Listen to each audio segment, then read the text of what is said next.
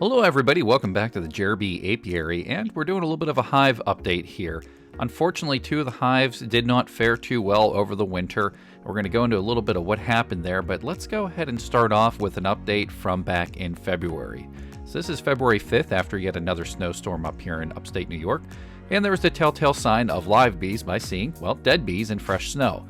There were a fair amount in front of Hive 2 Layens hive. It's a little bit concerning, but it's kind of hard to know what to do with that information exactly without seeing inside. And the Langstroth hive, or the flow hive, also had the same.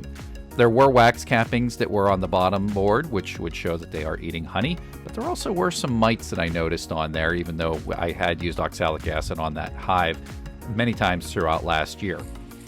Fast forwarding a little bit here, this is after some snow melt later in February. This is February 22nd now. The chickens were enjoying the areas that I had shoveled out for them after it started to melt. In front of Hive 2, the Layens hive, that's the one I had combined in the fall with another hive because of weak numbers, there were a lot of dead bees in front of it. So many, in fact, that they had occluded the front entrance, and I had to clear that out. And that is something you have to look for whenever you are maintaining your hives in the winter, is if you were to have your front entrance be occluded. Things looked okay on the inside, and this was a weird 65-degree day. Despite the snow, there was a little bit of buzzing noises still going on the inside, but otherwise it was a little bit quiet. The Langstroth flow hive did have bees going in and out doing cleansing flights on this warm day, and I took that as a positive sign overall, although I was worried about that hive for quite some time. Compare that with Hive 1, the survivor hive from last year, and you can see a lot more activity, a lot more cleansing flights. Now things cooled off quite a bit until March 16th. It was a little bit warmer. I decided to take a look again. You could see a lot of activity in front of Hive 1, the survivor hive as I like to call it, because it survived the bear attack and it survived last winter. They are definitely busy. They're going in and out. I believe this is probably fresh brood bees. Not just cleansing flights at this point, although not a lot of pollen at that day. Hive 4, however, the Langstroth flow hive, did not have any activity, and I decided to go ahead and take a look inside because I feared the worst. Given how late in the season this hive swarmed and the problems I had with it, I figured it was going to have some issues. But anyways, I took a look inside. There wasn't any boil of bees coming out of the top of it. You can see lots of honey in the medium super that I had on top. That's part of my overall brood chamber, which is also not a good sign. There were a few live bees that kind of woke up as the sun hit them when I opened it up, but you can tell they were very cold. And this is essentially a dead out. This is a dead hive. Although certainly not ideal, it is something that happens with beekeeping. I did use oxalic acid, so I'm not going to be able to utilize that honey.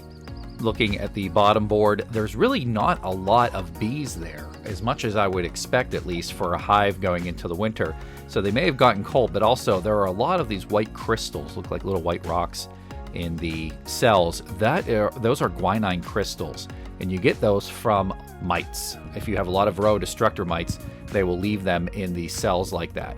Looks like they tried to make some brood, but it just wasn't working. There was probably too many mites. So I think this was a combination of mites and low numbers, and it overall went into disaster. Moving on to Hive 2, the Layens hive, the one I had to combine Hive 3 and Hive 2 together because of low numbers from late swarms, and it's a dead out also. You can see some bees that were kind of somewhat clustering there.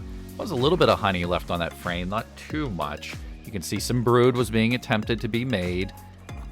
And there's honey there. So there were honey resources in there. They may have lost where they were when they were going through the hive, but there were a little bit of guanine crystals also. So I have to be suspicious it was either they couldn't find the honey that was there, or it was mites, or a little bit of both.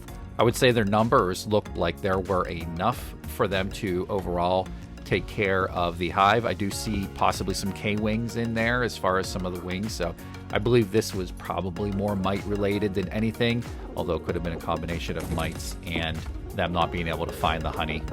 So a little disappointing, but par for the course. We're already getting some new bees in May, so we'll be ready for that. The chickens are enjoying the nice weather, and I know the bees are ready for some good weather as well, so we can get some pollen and some nectar and get things moving again. Hive 1, though, good to see they're looking strong. I really miss that sound, so it's nice to hear that again. It's always important you do a little bit of a post-mortem, if you will, if you have a dead out, so you can then plan for next year and see what you can do different. Thanks for watching. Remember to like, subscribe.